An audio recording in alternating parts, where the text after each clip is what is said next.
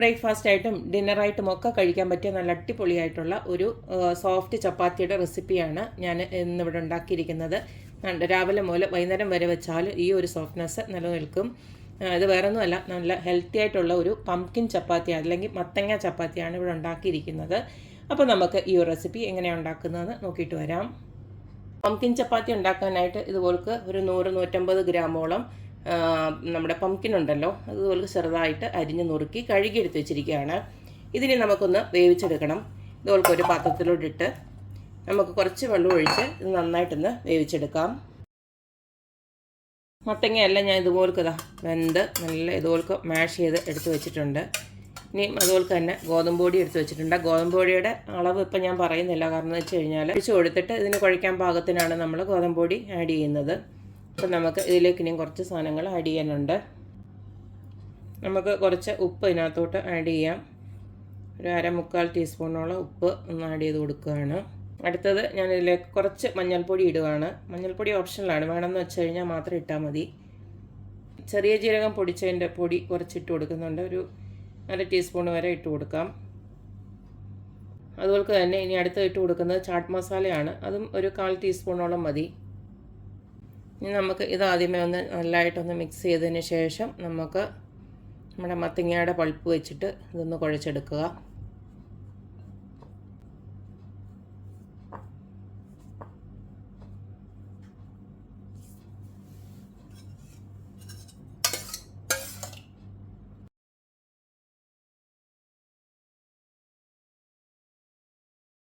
അപ്പോൾ ഞാൻ കുറച്ചുകൂടെ പൊടി ഇട്ടിട്ട് ഇതുപോലത്തെ മുറുക്കത്തിൽ തന്നെ കുഴച്ചെടുത്തിട്ടുണ്ട്. ഇനി ഇതിലേക്ക് നമുക്ക് കുറച്ച് എണ്ണയോടെ ചേർത്തിട്ട് ഒന്നുകൂടെ ഒന്ന് മയത്തിൽ കുഴച്ചെടുക്കാം.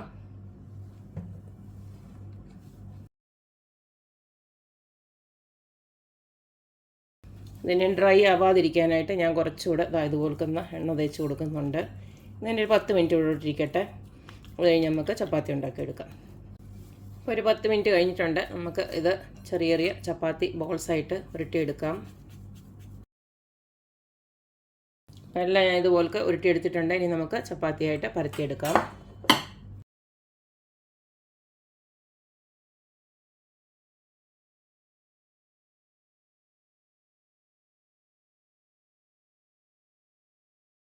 ഒരു 5-6 ചപ്പാത്തി ഇതുപോലെ പരത്തി വെച്ചിട്ടുണ്ട്. ഇനി നമുക്ക് ഒരു 2 കല്ല് അടപ്പയിലോട്ട് വെച്ചതിന് ശേഷം നമുക്ക് വേഗം ഇത് ചുട്ടെടുക്കാം. നമുക്ക് ചപ്പാത്തി ചുട്ടെടുക്കാം. കല്ല് ചൂടായിട്ടുണ്ട്. ഇതുപോലെ ഇട്ട് കൊടുക്കാം.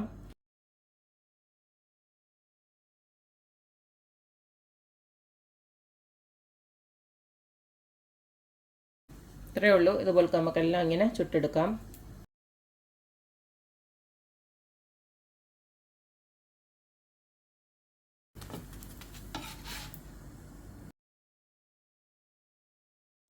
അപ്പോൾ കണ്ടല്ലോ, ഇത്രയേ ഉള്ളൂ നമ്മുടെ പംകിൻ ചപ്പാത്തി. വളരെ രുചികരമായിട്ടുള്ള, അത് മാത്രമല്ല ഇങ്ങനെ ഉണ്ടാക്കി കഴിഞ്ഞാൽ എന്താണെന്നറിയാവോ, നല്ലതായിട്ട് സോഫ്റ്റ് ആയിട്ടിരുന്നോളും. കാരണം ആ ഒരു പംകിൻ്റെ ആ ഒരു തനതായിട്ടുള്ള ഒരു ഗുണം കാരണമാണ് അങ്ങനെ നല്ല സോഫ്റ്റ് ആയിട്ടിരിക്കുന്നത്. സാധാരണ നമ്മൾ ചപ്പാത്തി ഉണ്ടാക്കുന്നതിനെക്കാട്ടിലും നല്ല സോഫ്റ്റ് ആയിട്ടിരിക്കും.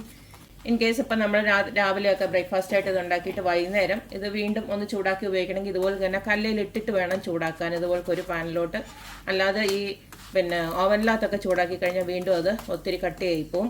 അത് മാത്രമേ ഉള്ളൂ. അറിയാമല്ലോ, പംകിൻസിൻ്റെ ഒക്കെ ഒരു പംകിനൊക്കെ കഴിച്ചു കഴിഞ്ഞാൽ ഉള്ള ഗുണങ്ങളൊക്കെ കുറിച്ച് നിങ്ങൾക്ക് അറിയാമല്ലോ.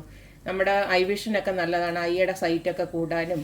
അതുകൊണ്ട് കുട്ടികൾക്കൊക്കെ ധാരാളമായിട്ട് പംകിനൊക്കെ ആഹാരത്തിൽ ഉൾപ്പെടുത്തണം. ഹാർട്ട് ഡിസീസ് ഒക്കെ ഉള്ളവർക്കും പംകിനൊക്കെ കഴിക്കുന്നത് വളരെ നല്ലതാണെന്നാണ് ഇപ്പം ഡോക്ടേഴ്സൊക്കെ പറയുന്നത്.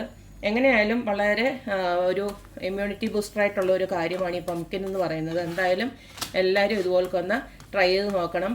ഇപ്പം നമ്മൾ സാമ്പാറിനകത്തോ അവിയലിനകത്തോ ഒക്കെ ഇട്ട് കഴിഞ്ഞാൽ എല്ലാവർക്കും മടുപ്പാവും കഴിക്കാനായിട്ട്. അപ്പോൾ ഇതുപോലൊക്കെ ഒന്ന് വെറൈറ്റി ആയിട്ട് ചപ്പാത്തി രൂപത്തിലും ഒക്കെ ആക്കി കൊടുത്തു കഴിഞ്ഞാൽ ഇത് എല്ലാവരും ഇഷ്ടത്തോടെ തന്നെ കഴിച്ചോളും. അപ്പോൾ എല്ലാവരും ഇതുപോലൊക്കെ ഒന്ന് ട്രൈ ചെയ്ത് നോക്കുക, അഭിപ്രായങ്ങൾ അറിയിക്കുക.